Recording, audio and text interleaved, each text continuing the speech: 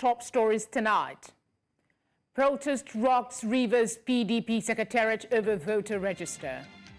Nigeria ex-Vice-President Atiku seeks six-year single tenure for presidents.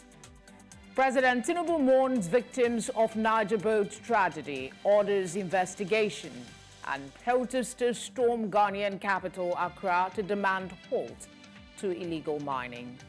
Thank you for joining us. I'm Felicity Ezewike. Protests erupted at the People's Democratic Party Secretariat in Port Harcourt, Rivers State on Thursday as tensions rise ahead of the local government election scheduled for October 5, 2024. The protesters, who arrived in large numbers at the party secretariat, forced security operatives to step in to control the crowd. The unrest follows growing concerns over the delay in the release of the 2023 voters' register by the Independent National Electoral Commission to the Rivers State Independent Electoral Commission. Justice Peter Alifu of the Federal High Court in Abuja had, in a ruling delivered on September 30, barred INEC from releasing the voters' register to the State Commission due to legal challenges. Now, despite the court ruling, Governor Siminalayi Fubara maintained that the election would go on as planned.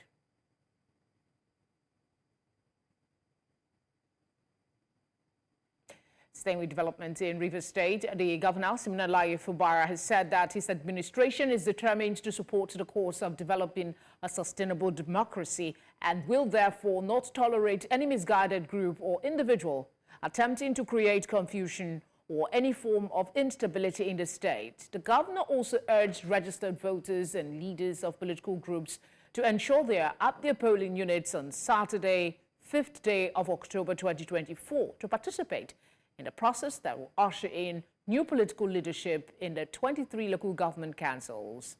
News Center's correspondent Austin Azu tells us more.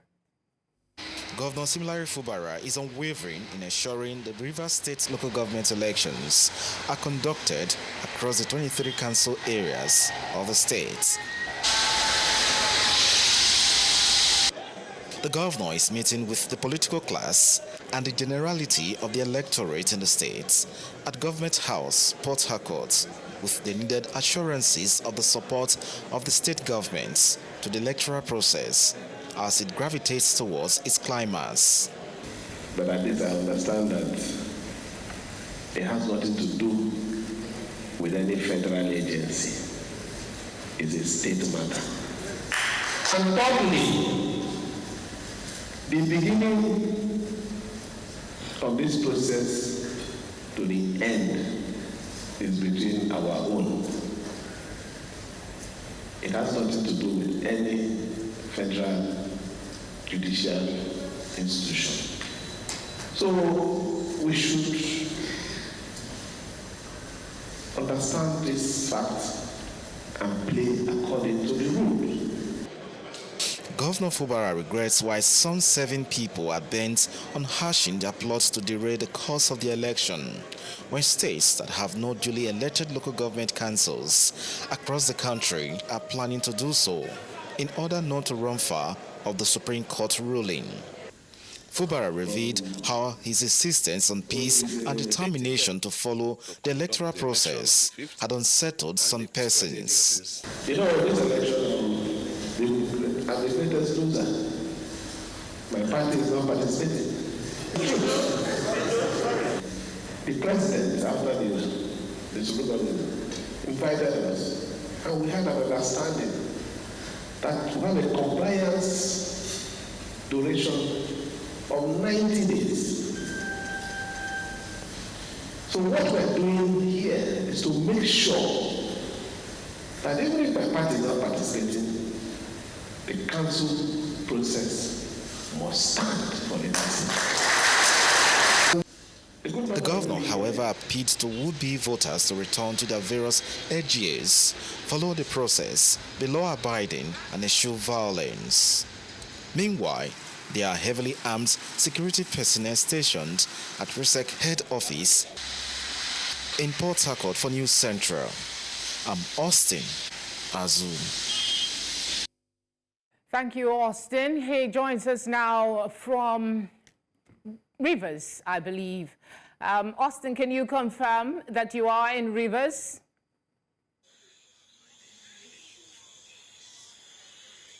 Yes, good evening. We are currently in Port Harcourt, the Rivers State capital. All right, just go ahead and give us an update on the protest. Was it primarily about the delay in the release of the voter register, or there was more? And what is the update on the voter register, if any?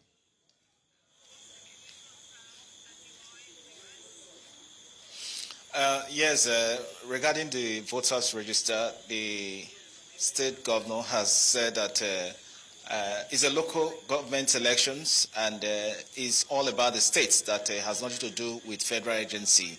But however, we are yet to get the details from the RISEC chairman, who might likely going to unveil every other thing tomorrow, and everything might seem to be well placed out tomorrow, whether the voters register will be displayed or will be announced or not.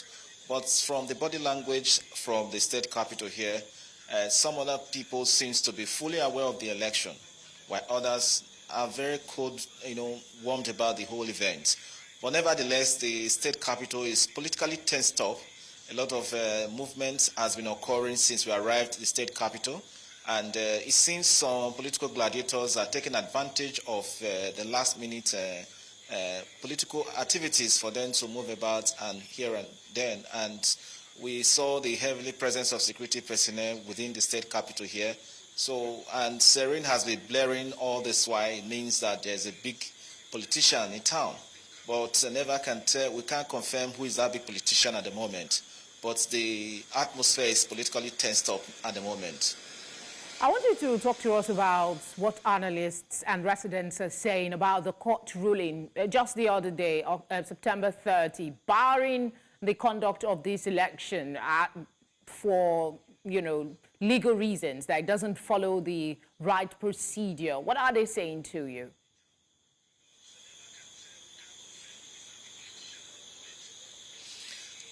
From what we gathered so far, most of the residents we spoke to, most of them are not even aware of the court ruling, and some of them are only saying the fact that they heard that there will be council election, probably based on the jingles they have heard so far. But of course, you know quite well that the court rulings are somehow be conflicting, one conflicting the other. So most of the people at the grassroots level seems not to have that basic understanding, while others are looking forward for the October 5th for them to go to the poll. Others are still indecisive whether the various court ruling will affect the poll or not. Okay, we know the election is on Saturday. How optimistic are you that the State Electoral Commission will play ball as regards distribution of materials to the various local governments?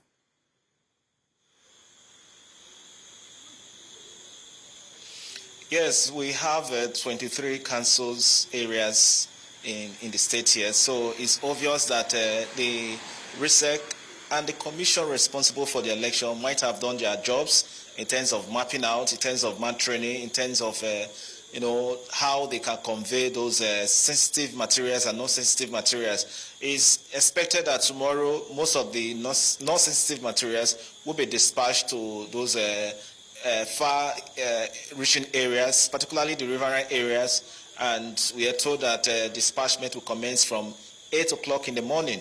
So obviously we will be hoping to get there before time to see how the process is going. Of course, we have other persons who equally be on the ground, the observers, the journalists, the security agencies, to oversee how these materials have been dispatched. Thereafter, we equally hope to get more information from the security agencies, which the police who are primarily responsible for supervising the conduct of this election in partnership with other security agencies. So basically, we hope to get this information tomorrow and ensure we monitor the process and give accurate reports about the ongoing process here in Rivers. Austin, I might say you are way ahead of your peers. You're there 2 days before the process. Please do stay safe as you go about reporting. Thank you for speaking with us. Let's also tell you that all 11 political parties participating in the October 9, 2024 local government elections in Plateau State have signed a peace accord for the success of the exercise. This accord signifies a bond and commitment by these parties and their aspirants to ensure the effort put in place by government and other stakeholders in carrying out peaceful and credible polls in the state is not jeopardized. News Center's Chizoba Anyowe was there, now tells us more.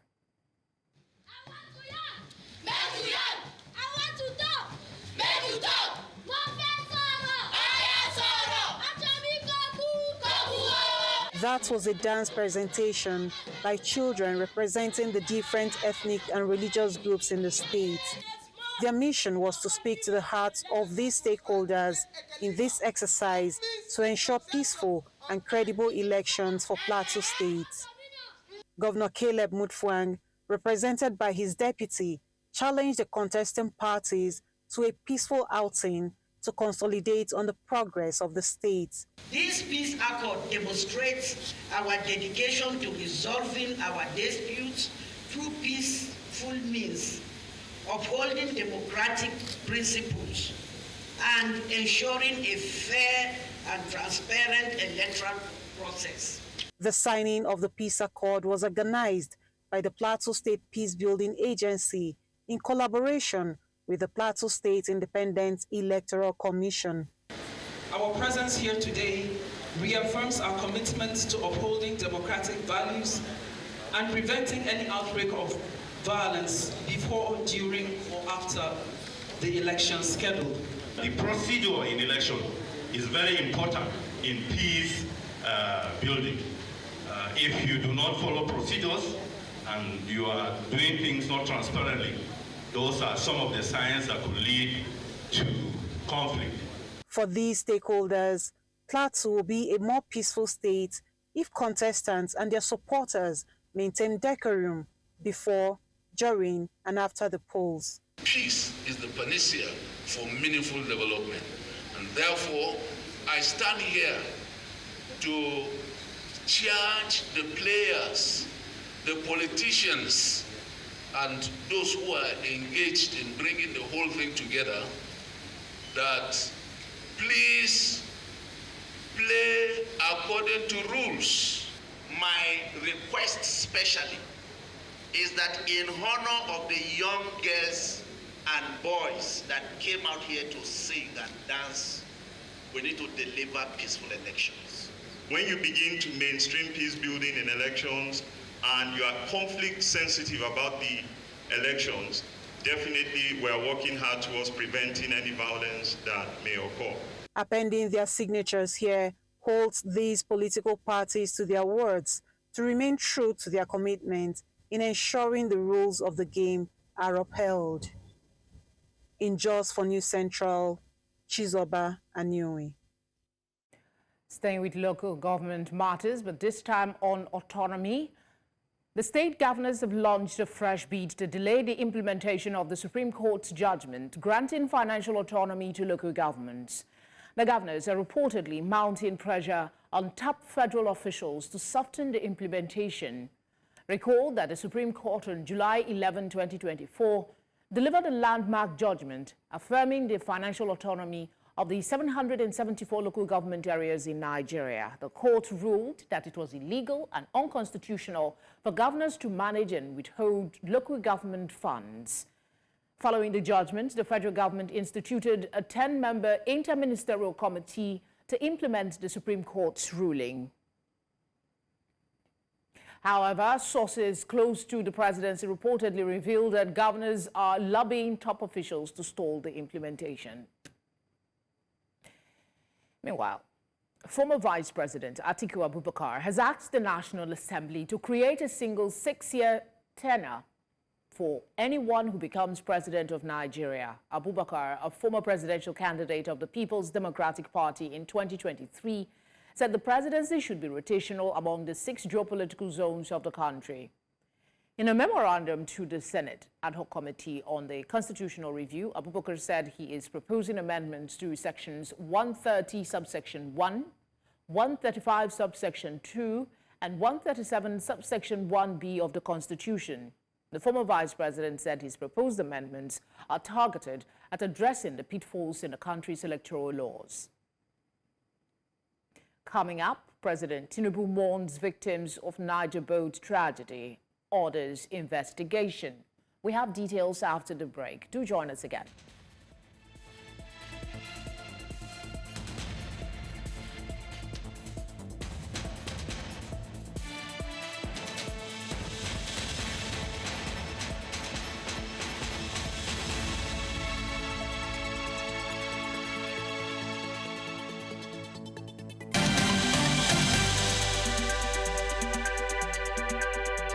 If you've just joined us, you're watching Tonight. A reminder of our top stories. Protest rocks Rivers PDP Secretariat over voter register. Nigeria ex-Vice-President Atiku seeks a 6-year single tenure for presidents. President Tinubu mourns victims of Niger boat tragedy, orders investigation. Protesters storm Ghanaian capital Accra to demand halt to illegal mining. Glad you're still with us. Let's come back now to a call by the Senator for Borno South Senatorial District, Ali Ndume, who has advised President Bola Tinubu to employ the services of military contractors to wipe out Boko Haram terrorists in Borno State, who continue to pose a threat to the region. Senator Ndume made the call as the security situation continues to deteriorate in the northeast and northwest. Ndume hailed the gallant performance of the military and civilian JTF, but said they were ill-equipped to carry out the task of eliminating the remaining insurgents operating within the region. Ndume lamented that the farmers who were the regular victims of the attacks were being forced by Boko Haram terrorists to abandon their farm harvest at a time when the country was facing a serious food crisis.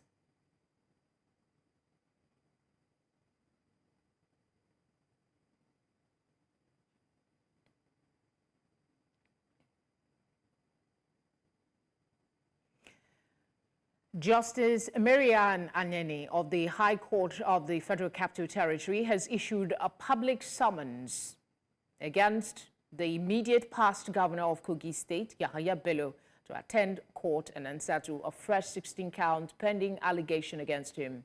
By the summons, the former governor is to attend court on October 24 in response to the summons and for his arraignment along with 2 other defendants. Justice Anene issues the order for public summons in a ruling following an application by the Economic and Financial Crimes Commission, EFCC. Justice Anene ordered the EFCC to publish the public summons in a widely circulating newspaper. She also ordered the EFCC to paste copies of the public summons at the former governor's last known address and in conspicuous places on court premises.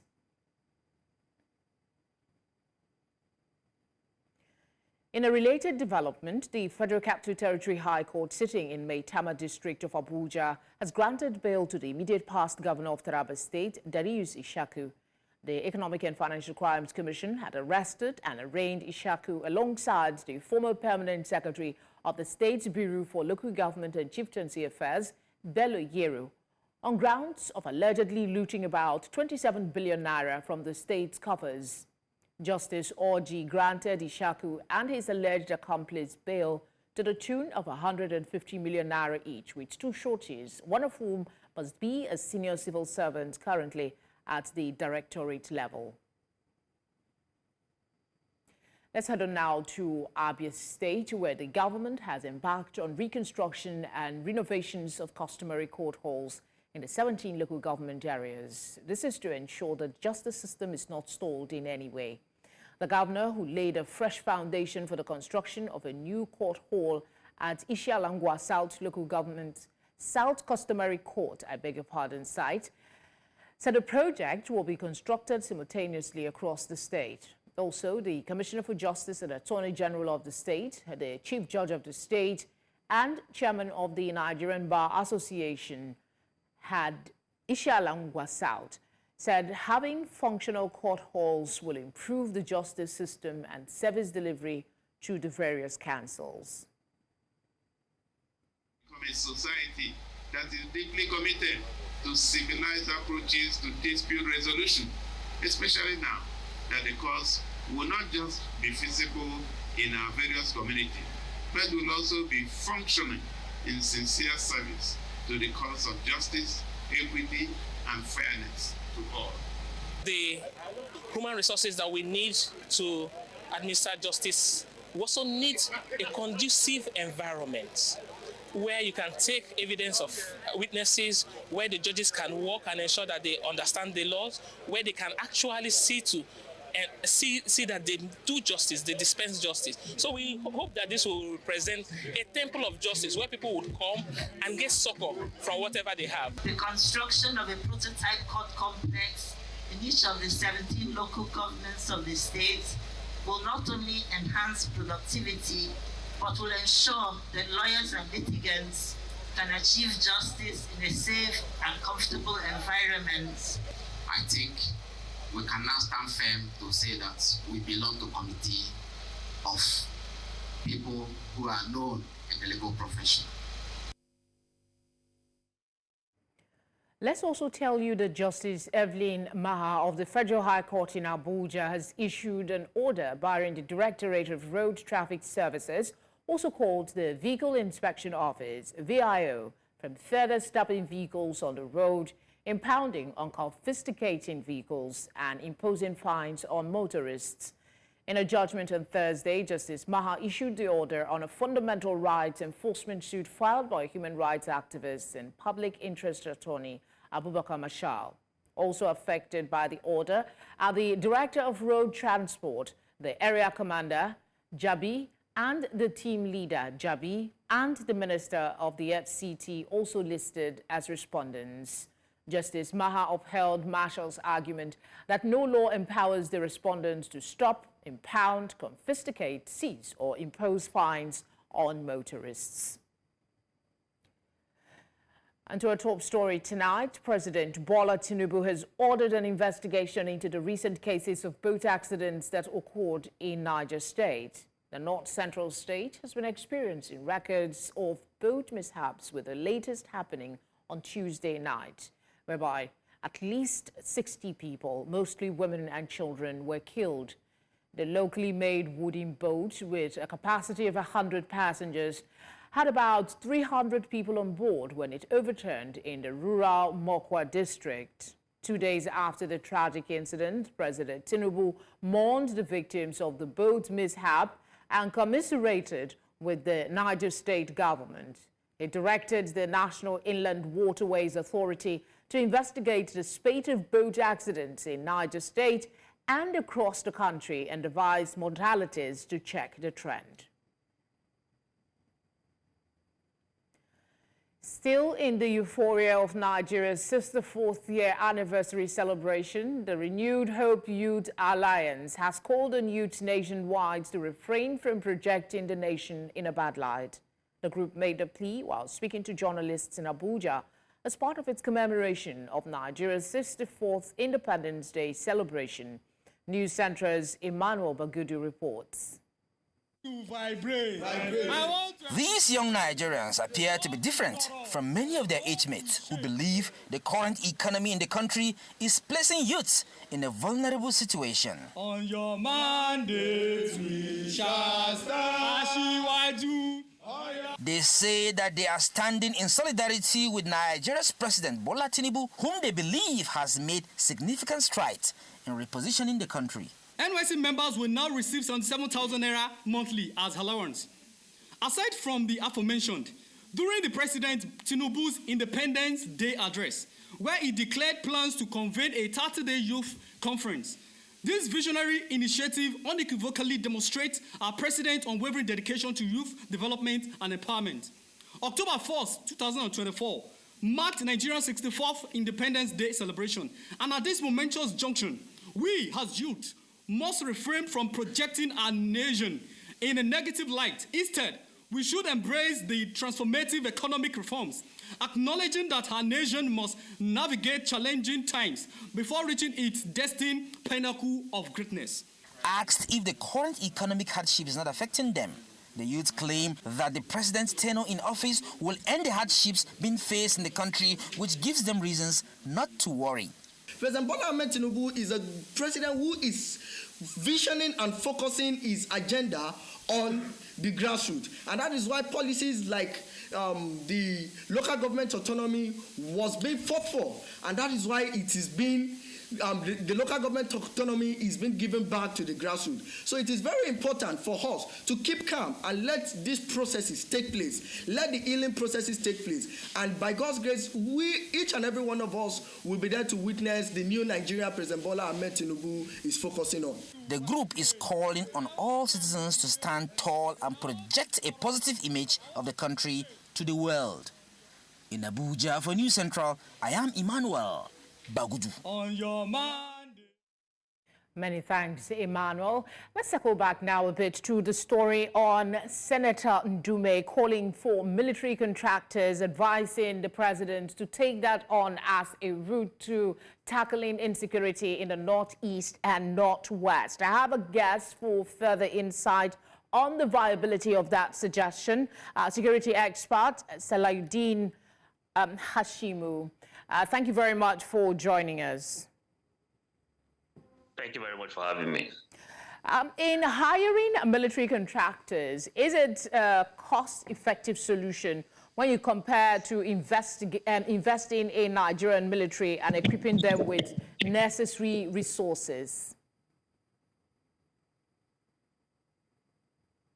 Begin by saying that the parliamentarian actually erred in that suggestion. To be very honest, what is expected of a parliamentarian at this point is to begin to request for an audit of the entire investment that the country had made into securitizing the country.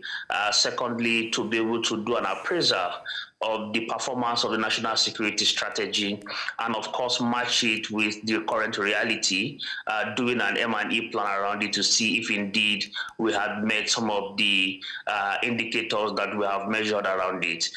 Requesting mercenaries to come in would definitely create a combustion around our security architecture, which I think is not something that we really want to do. The national security strategy was very clear, and it said we are moving away from a state-centric approach to security, and now we are moving into human or citizen-centric component. We therefore suggest that we are going to be building peace architecture as a way to match with early warning and early response, and see how we coordinate this with federal responses. These are some of the components that I think the parliamentarian should be asking, and for him to also begin to interrogate the amount that we have spent in the last 10 years, and of course, how has all of these matched with the current results that security agencies are giving us. And I think, again, this is where the oversight of the parliament comes in. Executive Order 13 that the president had issued, which in itself talked about the clarity of creating some level of an evaluation, which also include the military and the armed forces, how their performance had fared in the last 1 year. And I think, again, these are some of the interrogations we would have expected from the parliamentarian, because we believe that this would help in itself to be able to suggest the kind of effort that should be going forward. And at the moment, the national security strategy is under review, and now that the review is ongoing, we expect that the parliament should actually offer some additional investment and interface for purposes of oversighting, and see what are the SWOT analysis of what had worked and what didn't work in the last 5 years. But again, I think for me, calling for this kind of machinery isn't going to solve the problem readily. All right, 2 questions from what you said. I want you to expand a bit on when you say peace architecture, because we've had a lot of talk about, I mean, we have one now, contractors, but that sounds rather different from most of the talk we've heard. I want you to expand on what you mean by peace architecture and how this can help the fight against insecurity. Yeah, the peace architecture is actually looking at the non-kinetic component of our responses to security situation in the country. And if you check the national security strategy, it says that we need to base over 80% of our security responses into peace building, rather than finding the 20% which is kinetic. I mean, don't get me wrong, kinetic component and responses are fundamental. But again, the national security strategy say we are moving away from a state-centric approach. And it therefore means that we are going to be reducing the level of our kinetic energy and, of course, building into socio-economic and cultural components of the society to build all of those human security pyramid as a measure to strengthen and solidify people's ownership.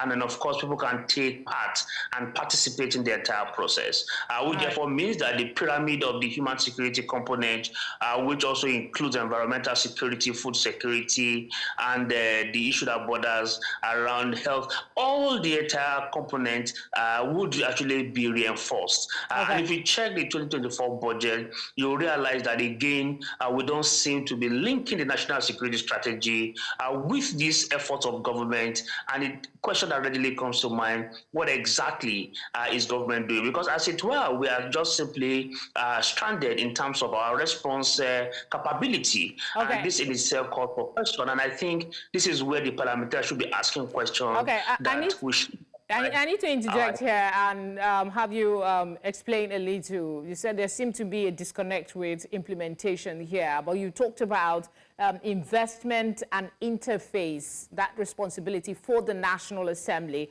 I want you to, in more specific ways, how can the National Assembly, instead of making these calls, how can they better serve the country and the government in the fight against insecurity?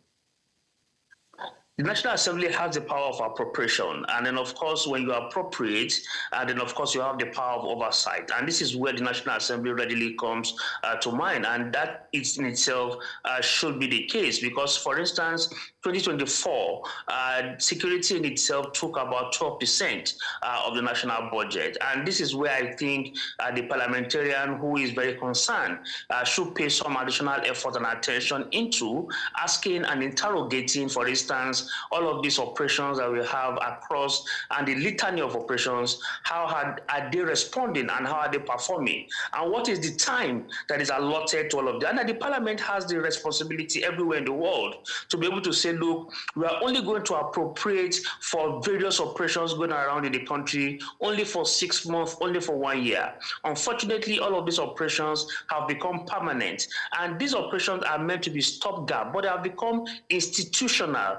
And stopgap measures are meant to just be ad hoc for purposes of responding and preventing and deterring certain threats in different localities. But unfortunately, these things have become very permanent. And these are the kind of questions and interrogation that the parliament should be asking. What additional time should all of these operations have? And when should we say we can stop appropriating and then, of course, channel this money into the strategy that we have developed, ensuring that 80% of all of this budget goes into the non-kinetic component, peace-building architecture, and ensure that the people buy into the entire framework. That, for me, should be the goal, and that is very fundamental.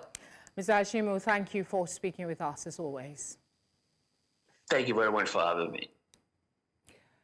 Still ahead, protesters storm Accra to demand halt to illegal mining. That's after the break. Join us again.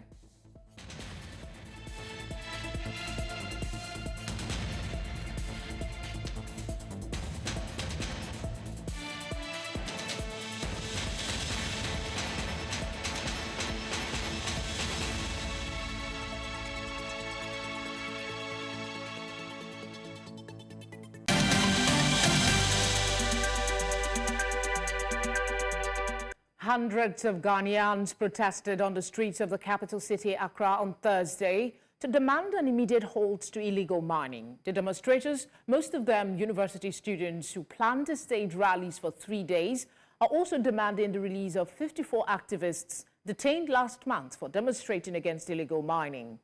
The government's handling of illegal mining, particularly its impact on natural resources and rural livelihoods, has become a flashpoint issue in a run-up to the West African country's presidential elections in December. Chanting the Ghanaian national anthem and singing patriotic songs, the protesters, draped in red and black attire, danced through the streets of the capital.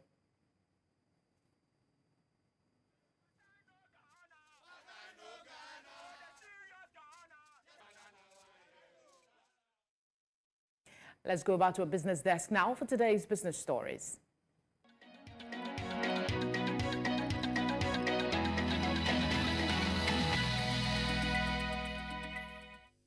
Business news in association with Money Master PSB, the easy way to master your money.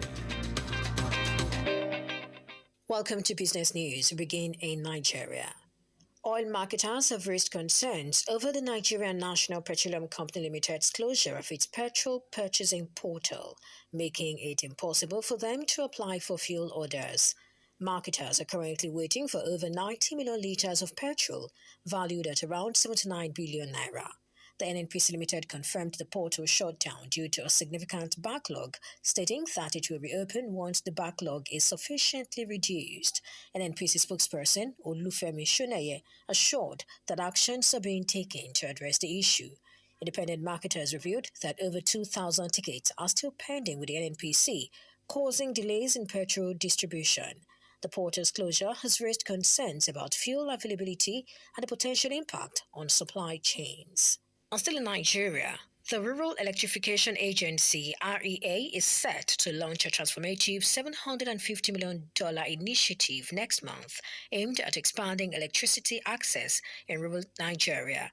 During an interview, REA's Managing Director, Abba Aliyu, revealed the Distributed Renewable Energy Scale-Up project, which is designed to deliver power to 17.5 million Nigerians, mainly through renewable energy solutions. The project will provide electricity to 3 million people via isolated mini-grids, 1.5 million people through interconnected mini-grids, and others through the national grid and stand-alone solar systems. Aliyu emphasized the project's global significance, likening it to similar large-scale electrification initiatives in countries like India.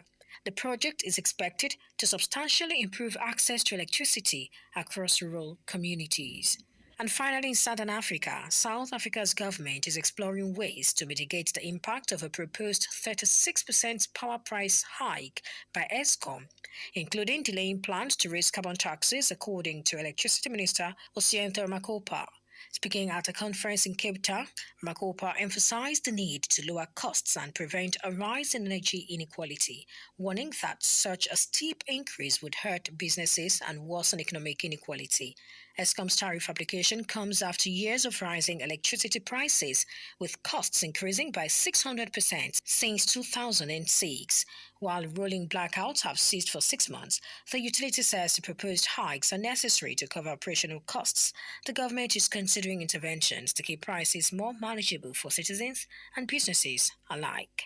And that's our offering on Business News at this time. Thank you for watching. I am Perpetua Fasome Peter. The news continues shortly.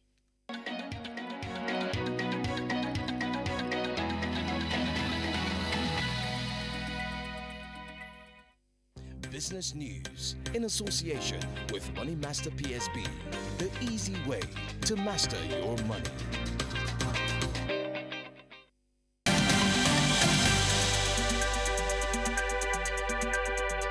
Up next is Sports Update.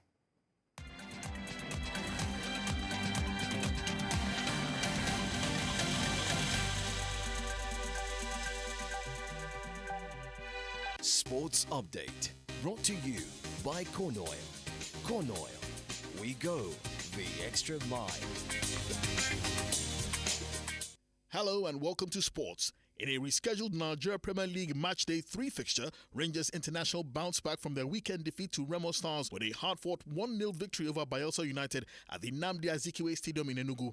Isaac Saviour's 25-yard strike in the 74th minute sealed all 3 points for the Flying Antelopes. The win lifts the defending champions to 7th place on the log with 7 points. French manager Hervé Renard has disclosed that he was formally approached by the Niger Football Federation over the Super Eagles coaching vacancy. Speaking to a French media outlet, he revealed the approach by the NFF and he confirmed that he gave serious consideration to the offer. However, describing it as the best offer he had received, he ultimately turned it down. Renard won the Africa Cup of Nations twice with Zambia and Cote d'Ivoire. He also led Morocco and Saudi Arabia to the 2018 and 2022 FIFA World Cups respectively, and the French women's national team to the Paris 2024 Olympics, after which he resigned. The NFF are still searching for a substantive coach for the national team, with technical director Austin Eguavon currently in charge on an interim basis. Nigeria's national team handlers have received a significant boost in their efforts to secure the services of Chelsea defender Tosin Adarabioyo following his omission from the latest England squad. The 27-year-old centre-back, who has previously represented England at various youth levels, was not included in the squad for the upcoming international fixtures against Finland and Greece in the UEFA Nations League. The NFF have not confirmed or denied that they have made an approach to the player. FIFA has agreed on interim transfer rules aiming to help players change teams and go to the Club World Cup in the United States next June-July. The move on Thursday opens the door for players whose contracts expire on June 30 to sign early as free agents for one of the 32 teams who qualified for the relaunched FIFA Club Tournament. If agreements are reached between clubs, the FIFA transfer amendments would allow players represent a new team for 2 weeks from mid-June before their formal contract expires in a tournament that is technically still part of the current season. And finally to athletics, the 2025 Diamond League Series will begin in Xiamen, China on April 26, 2025 in a season in which it faces a challenge from a lucrative new US format.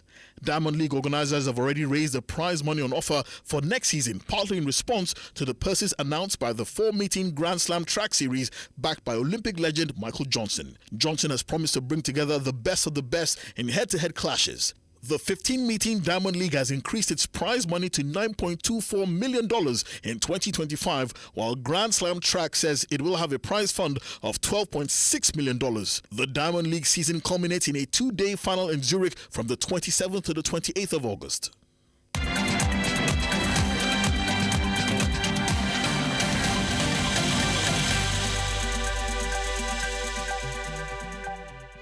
Sports Update, brought to you by Corn Oil.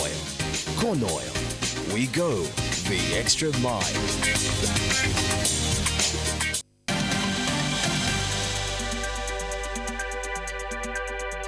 Up next is entertainment news.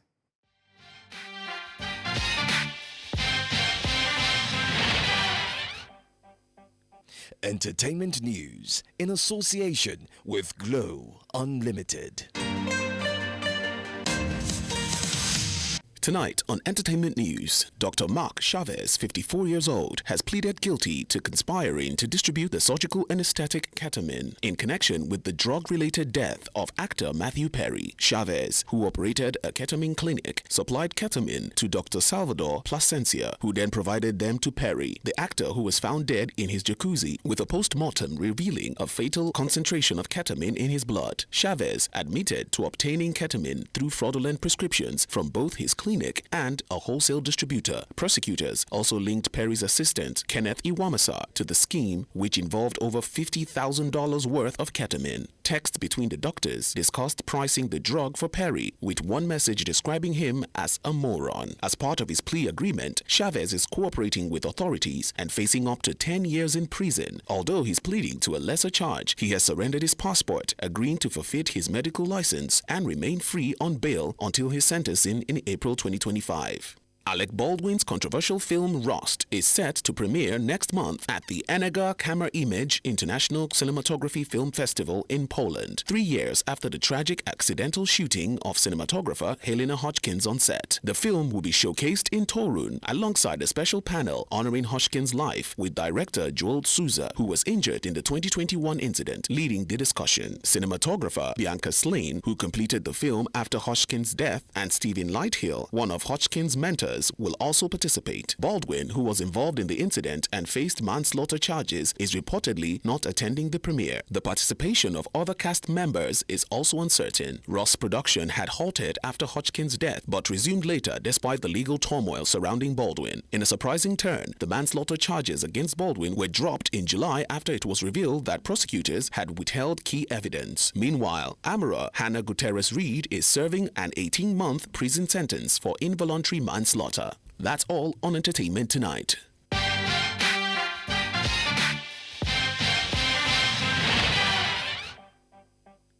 Entertainment news in association with Glow Unlimited.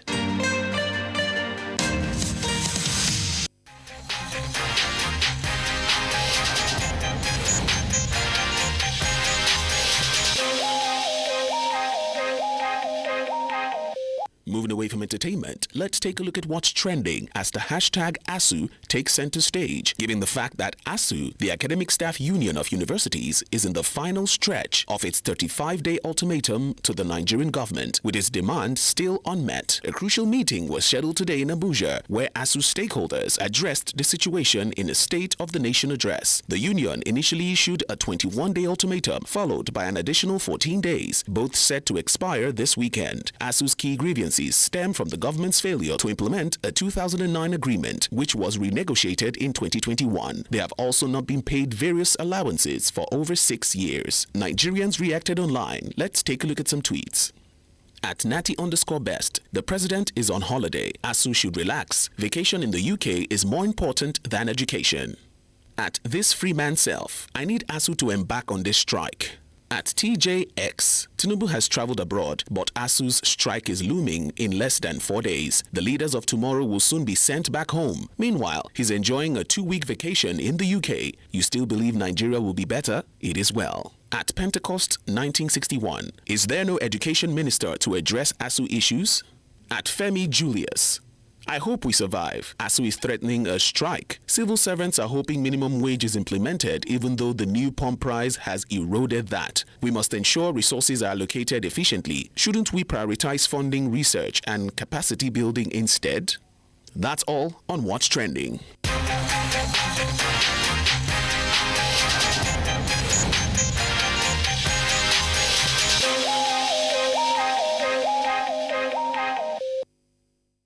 And that's all we have for you tonight. But before we go, let's take another look at some of the major stories. Protest rocked Rivers PDP Secretariat over voter register. Nigeria ex-Vice-President Atiku has called for 6-year single tenure for presidents. President Tinubu warns victims of Niger boat tragedy, orders investigation. We also brought you news that protesters have stormed the Ghanaian capital Accra to demand halt to illegal mining. You can watch News Central live on DSTV channel 422, Star Times channel 274, Avo TV, and on YouTube. As always, thank you very much for your kind company. Have a good night rest.